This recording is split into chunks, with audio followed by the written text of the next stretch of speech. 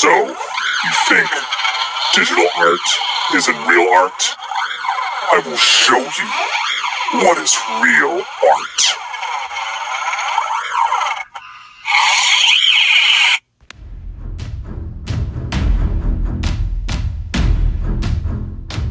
Whew.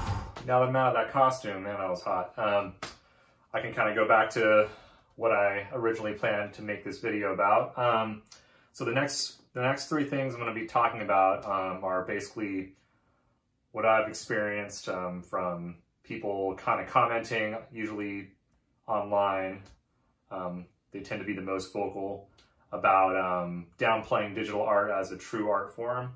So yeah, I hope these next little segments will give you an insight on what I do and what a lot of us digital artists do.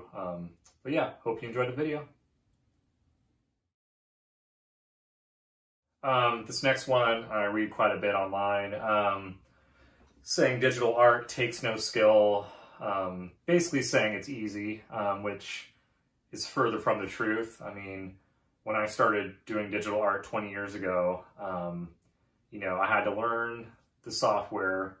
I had to develop my own style, and through trial and error, I you know, got better, and you know, it took a long time. I mean, I still feel like I can improve and get better. So to say it takes no skill, that I mean, I guess anybody can just kind of, you know, scribble on the screen and say, hey, that's digital art or whatever, but you know, to really kind of hone what you want to portray to the viewer takes a few years to develop. And it's just like anything you do. I mean, traditional painting, you know, you start off not so great, but over the years you learn different things and you kind of apply it and you get better and you keep improving. And it's the same thing with digital art.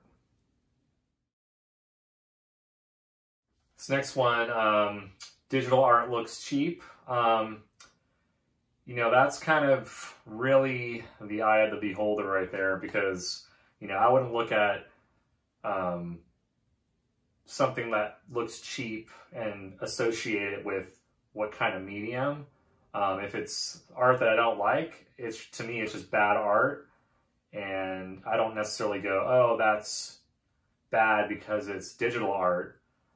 It's just bad art in general. So, you know, with the whole cheap argument, you know, especially nowadays with like digital cameras and scanners, and I mean, you can really apply real world textures to your work, and you can make something look completely traditional. Like, I mean, I've had a number of people, you know, look at some artwork and, you know, not know if it was a digital piece or if it was a traditional piece or whatever, because, you know, there's so many ways, so many elements you can kind of add in the piece to make it look tangible and less cheap, if that's kind of, you know, the argument. But yeah, I mean, I think, you know, cheap art, looking cheap is necessarily,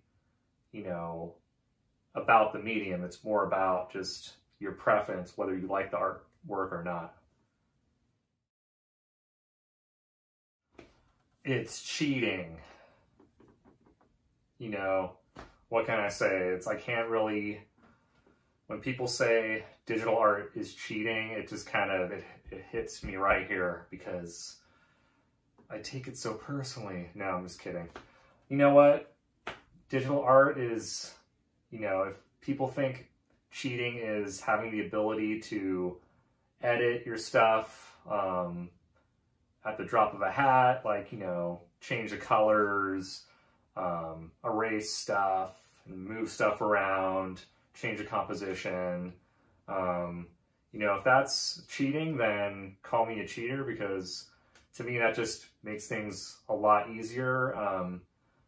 You know, especially if I'm working on client work, and, you know, a lot of clients have last minute things that they want to change, and I can go in and do it with no issue. And, you know, to say that's cheating is just, you know, I think that makes things a lot easier to do. But, you know, if you were doing a traditional painting and you were really skilled, you know, doing changes like that probably be a lot easier than someone who is inexperienced. So, you know, it comes down to also how experienced you are doing that. And, you know, even like the old Renaissance, you know, painters, they in a way cheated, and they used like, you know, projections to paint and, you know, things like that. So, you know, I wouldn't take it too personally when someone thinks it's cheating, because, you know, at the end of the day, it's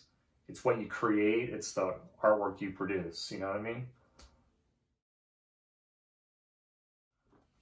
You know what, at the end of the day, the computer is just a tool that we use to express ourselves. And, you know, art is a subjective thing. So, I mean, you know, some people like painting, some people like doing sculptures, some people like doing photography. I mean, you know, it's really comes down to, you know, what you want to do, and what comes more natural to yourself. And you know, I'm probably going to go and experiment with some traditional stuff like painting soon. And, you know, I just like art in general. And, you know, to me, art is art. It doesn't matter what you use, as long as you create and people you get a reaction from people.